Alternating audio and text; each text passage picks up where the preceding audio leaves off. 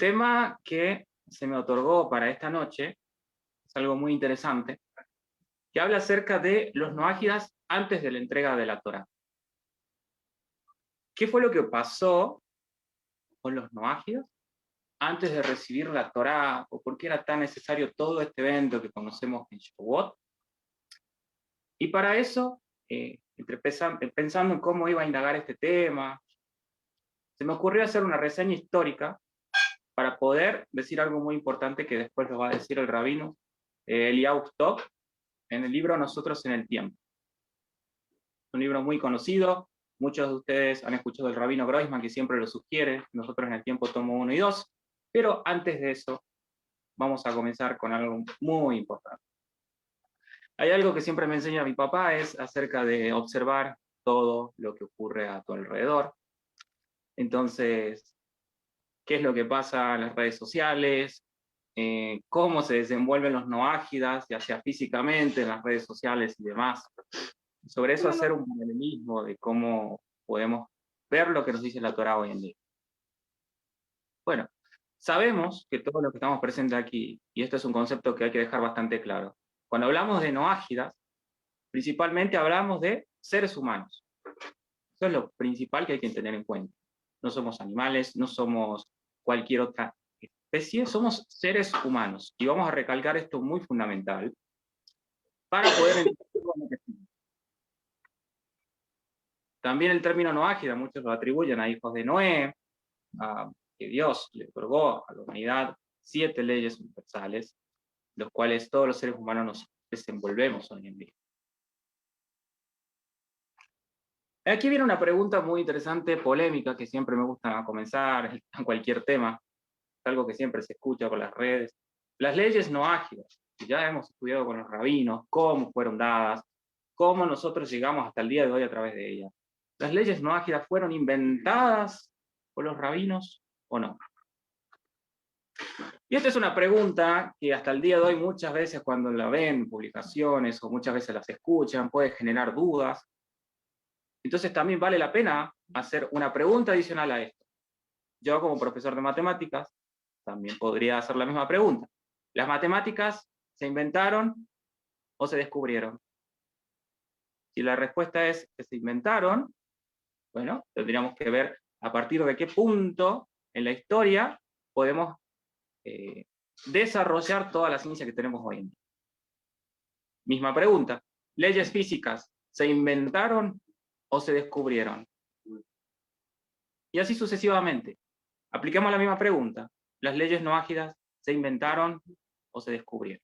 Que se hayan descubierto un cierto punto de la historia para que todos los seres humanos de la humanidad volvamos de nuevo a las mismas leyes y reconozcamos el verdadero camino de Dios, eso es otra cosa. Pero no podemos decir que se inventaron. Como sabemos, en la Torá tenemos un caso similar. En el caso de Esdras, o Esra, el escriba, Asofer, ¿sí? Hay una etapa que sabemos en el pueblo de Israel que se apartó de la Torá, se olvidó de ella, pero Esra el escriba, la volvió a poner en práctica. ¿Qué vamos a decir de ese evento? Eso lo pueden encontrar en Esdras, capítulo 9, capítulo 10. Esdras, o Esra, inventó la Torá porque él justamente en esa época dijo, ahora todo el pueblo de Israel tiene que volver a cumplir con los mitzvot, con los mandamientos o los preceptos. No vamos a decir eso. O sea, son etapas. Eso sí hay que tener en cuenta, pero no me quiero extender mucho porque el tiempo es muy corto. Se podría hablar mucho más, pero quiero que se queden con la idea. Que las leyes noágidas pasen lo mismo. Se hayan descubierto en cierta época, o se hayan retomado en cierta época de la historia, eso es una cosa. Pero no podemos decir que se inventaron. Dejando en claro este punto, vamos a ver entonces la reseña histórica, breve, para poder entender lo que nos quiere decir el rabino Eliyahu Tov. Como sabemos, según lo que nos enseñaron nuestros maestros y según lo que vemos en la Torá, las 7 leyes de Noah, las 7 leyes noágidas, 6 fueron entregados a Adán y la séptima a Noah. Se pueden deducir de la Torá fácilmente, seguro. Empezamos con el primer caso. Adán, Dios le otorgó las leyes, desobedeció, y vino un castigo. Entonces, podemos la pregunta, ¿no? ¿Por qué Dios tiene que mandar un castigo a Adán? ¿Qué hizo Adán? Pobrecito de Adán. Si no tenía leyes, no tenía preceptos. Entonces, ¿por qué Dios le manda el castigo? Si Dios manda un castigo, eso es evidencia de que antes tiene que dar una orden. Antes tiene que haber una ley. Mismo ejemplo, si tu papá o tus padres te ordenan algo y vos haces todo lo contrario, eso obviamente merece un castigo. Subir un poquito más el nivel. En la sociedad tenés leyes, tenés normas, tenés tenés derechos, pero también tenés obligaciones. Vamos a las obligaciones. Si a mí me da una constitución del propio país, me establece que tenés que cumplir A, B, C o D, y yo digo, yo no estoy de acuerdo con lo que dice esa constitución del país, no quiero hacer la ley, hago lo que se me dé la gana, obviamente voy a tener una sanción. O sea, no hay sanción, como nos enseñan también nuestros rabinos, si antes no hay una orden. Manteniendo esta misma idea, el primer caso que vemos en la Torá es con Adán. A Adán se le otorgó una responsabilidad, aparentemente falló. Después nos trasladamos al primer caso trágico de la Torá, que está en Génesis capítulo 4, versículo 10, es el caso de Caín y Abel. Todos lo conocemos, ¿sí? Y este solamente es un ejemplo que puedo dar de los muchos que hay con las enseñanzas de los rabinos, de que los 7 preceptos universales se pueden deducir de la Torá misma, sin ir al Midrash o desde lo literal. Entonces leo rápidamente. Cuando cuando Caín mata a Hebel, y Dios se le acerca y le dice, ¿qué has hecho? La sangre de tu hermano clama a mí desde la tierra, ahora maldito eres y lo serás incluso más que el suelo, que abrió su boca para coger la sangre de tu hermano, de tu mano, etcétera, etcétera. Entonces, ¿para qué Dios le reprocha eso a Caín? Si Caín hubiese dicho, pero si vos no me diste nada, entonces ¿para qué me tenés que mandar el castigo? También recomiendo mucho lo que estoy diciendo, es una explicación del rabino Nathan Menashe de la Fundación Ora Haim cuando cumplió su aniversario, él justamente dio lo mismo, entonces lo que yo estoy diciendo simplemente es, parafraseando, básicamente lo que él explicó. Y así se puede hacer con todos los versículos de la Torah. ¿Cuál es el punto? Entonces, sabiendo esto, de que uno puede decir, uy, Dios es malo, que manda castigos, que hace esto, que hace aquello, no. Si Dios te ordena algo y vos lo cumplís, perfecto. Si lo desobedeces, obviamente tenés tus consecuencias. Eso tenés que tenerlo en claro. Y así podemos ir comparando con todos los sucesos que hay en la Torá. Ahora bien, ¿qué pasa? Sabemos que de Adán no falló en la misión. Después, sus hijos, hubo el primer asesinato en el mundo. Bueno. Y después tenemos el caso de la generación del diluvio. Lo que queremos saber es qué fue lo que pasó ahí. Está bien, pasó un caso excepcional con Caín y con Hebel, pero ¿y después? ¿Por qué de la nada después en la Torá, en el capítulo 6 de Génesis, empieza a relatar de que toda la humanidad se llenó de corrupción? Hago una pregunta antes. ¿Qué es lo que le llevó a esa generación a hacer lo que tuvo que hacer? Porque de un día para el otro se me cantó la gana de pasar de hacer lo que es bueno a hacer lo que es malo. Tiene que haber algún tip o tiene que haber algo en la Torá que me dé un indicio de por qué esa generación hizo lo que hizo. Eso lo encontramos, siguiendo cronológicamente, Génesis capítulo 5, y después ustedes lo pueden buscar en sus casas, pero la explicación que voy a dar es del rabino Vitón, que está en una descendencia, en una genealogía. Muchas veces pasamos por alto las genealogías porque decimos, ¿qué tiene de interesante? No entiendo nada.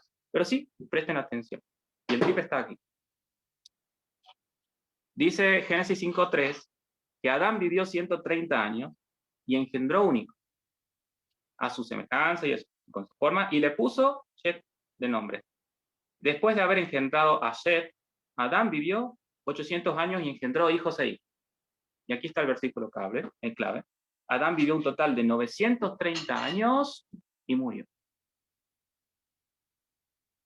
O sea, según la explicación del rabino Yosef Bitton, que es lo que nos quiere decir la Torá acá, la generación previa al diluvio, ya había conocido la primera transgresión, ok, que Dios manda el castigo, ¿por qué? Porque hubo un asesinato físico. O sea, una manera de que se puede quitar la vida es a través del asesinato. Pero ellos no conocían otra forma de morir. Si no hay una persona, ¡pum! Se acabó. ¿Qué es acá? ¿Qué es lo que pasó acá? Y el rabino Vitón explica, ¿por qué la Torá dice Adán vivió un total de 930 años y murió? La generación antes del diluvio no conocía lo que era la muerte natural. Entonces acá, imagínense, los hombres vivieron un montón de años, como nos cuentan la Torá, muchos de años. Y llega un punto en que ven a Adán muriendo. Vas a entrar en un estado de shock, entras en un estado de pánico, y empieza a trabajar todo un caos en tu mente, y llegas a pensar, no voy a vivir para siempre. En algún momento me tengo que morir. ¿Por qué? Y la gente pensaba que antes era inmortal, que íbamos a vivir muchísimos y muchísimos años. Bueno, está bien, por ahí viene un tipo y nos mata, se acabó la historia, pero cuando ven que primeramente la muerte del primer ser humano, entra un shock. Después, más adelante, que después hay un poco ahí de discusión de lo que pasó con Enoch, cuando dice que Dios lo llevó, hay algunos que dicen que se lo llevó, según el Midrash, los cielos, pero el rabino Vitón también da otra explicación novedosa, que es como que la doctora está describiendo una muerte de manera como un niño. Mira, vivió tantos años y me lo llevé. Era como que murió. Eso llevó entonces a esa gente a empezar a hacer lo que hizo. Entonces, tenemos, repasando, de Adán, falló su misión, Caín y Hebel, ¿sí? Después la generación previa al diluvio empieza a reconocer o a darse cuenta de que no va a vivir para siempre y empieza a hacer cosas malas en todos los días de su vida. O sea, aprovecha los años de su vida para hacer todo lo malo. ¿Sí? Quiero leer algo de lo que dice acá, en el libro Ideas de Bereshit, que me gustaría compartirles, algo breve. ¿Cuáles son los defectos morales o éticos que destruyen la tierra? El deseo a lo material, la envidia, el orgullo, el honor, el egocentrismo, el odio, las pasiones materiales y el deseo al dinero. Todos estos efectos reinaban en la generación del diluvio. Hay defectos morales que no destruyen la sociedad. Por ejemplo, el ser tacaño o ser avaro. Uno puede ser tacaño, puede ser avaro y no pasa nada. O sea, eso es algo que yo tengo que trabajar. Pero, ¿qué puede permitir que toda una sociedad esté llena de violencia como el asesinato y el robo? ¿Qué es lo que ocasiona que el camino del hombre esté completamente corrupto y que ni siquiera exista algo bueno en sus corazones, pensamientos e intenciones? ¿Qué quiere decir, en otras palabras? Que esta generación no tiene presente a Dios en ningún momento. Hace lo que se le da la gana. Eso es algo terrible. Entonces, por eso después Dios manda el diluvio, la generación no cumple su rol. Después, ok, queremos empezar de nuevo con Noah, pero después tenemos otro error en la Torre de Babel. Otra vez toda la gente, en vez de unirse para hacer lo bueno, para hacer lo correcto, hace todo lo contrario. Construimos una torre, ¿quién es Dios? Construimos una torre y llegamos hasta el cielo. Después, como ustedes seguramente leyeron El Camino del Gentil Justo, siguiendo con la reseña histórica, no me quiero extender mucho, porque me puedo alargar, perdón. Y para ir cerrando un poco la idea. El Camino del Gentil Justo indica de que después se crearon como escuelas que se transmitían justamente estudios sobre las 7 leyes universales. Cuando una de las 7 leyes universales es establecer cortes de justicia.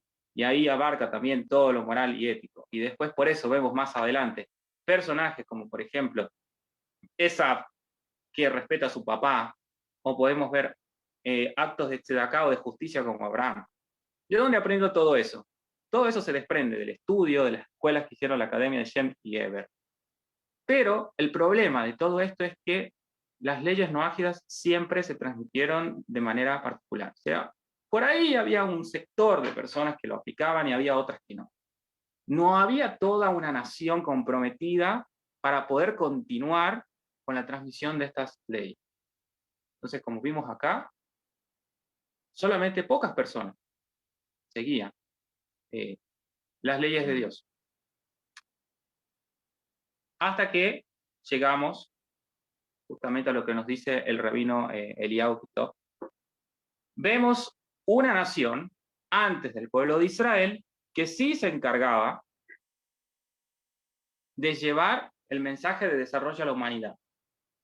No era Israel, era Egipto. La nación de Egipto era la encargada de poder transmitir a nivel económico, a nivel industrial, todo lo que vos necesites, perfecto.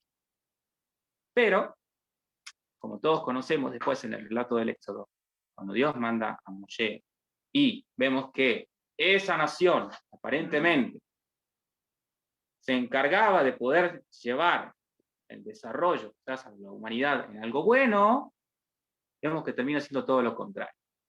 Tomar esclavos al pueblo de Israel. Entonces, por eso, cuando Dios le revela a Moisés en la zarza, le dice, andá y decirle al faraón que ya se acabó tu turno, te dio la oportunidad, otras palabras parafraseando para no extenderme, te dio la oportunidad para hacerte cargo de poder llevar esa Torá para todas las naciones, o sea, las leyes, el código ético, moral, universal, pero hiciste todo lo contrario. En vez de transmitir para que las personas se puedan elevar, vos los pones como esclavos. El faraón, o el pueblo egipcio que después tuvo toda la ruina, justamente por eso después pregunta, ¿quién es Dios?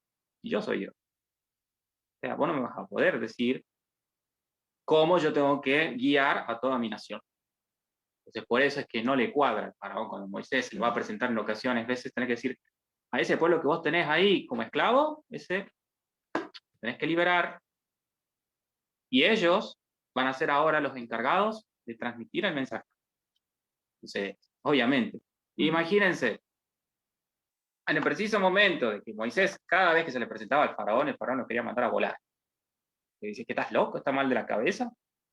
¿Vos me querés decir de que estos, que yo lo tengo como esclavo, van a ser los encargados de mandar el mensaje, de llevar o de transmitir este código generacional? Estás mal de la cabeza. Y encima vos me querés hablar de Dios. ¿Quién es Dios? Yo soy Dios. En palabras del faraón. Todo este resumen, y ya para finalizar, leo algunas palabras del rabino Eliyahu Kitov, que dice así. Cuando, después de todo lo que ocurre, y ustedes, hijos míos, dice Dios a Israel, descendientes de mi amado, concentren vuestra fuerza en devolver al hombre a su imagen divina. A ustedes van a ser los encargados de lo que no pudieron hacer otras naciones. Ok, se les dio la oportunidad, no lo quisieron hacer, les toca a ustedes. Concentrad vuestra fuerza y devolver al hombre su imagen divina y restituir al mundo su rey. Y así poder ver una vez más al mundo colmado de todo bienestar y la bondad que el rey de toda la tierra procura otorgar. Pues él desea solo su bien, no su destrucción. ¿Están listos para ingresar en el pacto en lugar de toda la humanidad, para aceptar su yugo y guardarlo? ¿Se van a esforzar en escuchar mi voz que emana de todo lo que he creado? ¿Tendrán misericordia de ustedes mismos y todo lo demás para no ocasionar la destrucción del mundo que he creado? Es acordar también cuando hacen actos ceremoniales y se hace el acto de jurar la bandera, bueno, están preparados. Dice, cuando te hacen jurar, por ejemplo acá en Argentina la bandera, te dan como un protocolo. Antes te hacen unas preguntas. ¿Estás dispuesto a luchar contra la patria? ¿Y estás dispuesto a hacer esto? ¿Y estás dispuesto a hacer aquello? Bueno, algo parecido acá. Entonces, si están listos para aceptar esta misión, y que aumentaré vuestra fuerza y acrecentaré enormemente vuestra sabiduría y comprensión, de modo que puedan entender lo que debe hacerse y reconocer el camino que deben seguir. Y así fue como la misión importante que no pudieron hacer todas como nación, no digo como individualmente, porque sí vemos que hay individuos que sí seguían las leyes, pero a manera individual. Pero a nivel nación es la responsabilidad que Dios se le otorgó al pueblo de Israel. hasta aquí quiero compartir mi reseña. Obviamente es más amplia, pero justamente los temas que van a seguir van a hablar sobre esto. Así que hasta aquí yo quiero culminar mi disertación. Así que Abraham, Yochebed, ha sido un gusto poder charlar. Le dejo como en suspenso para que después pueda continuar con lo que sigue.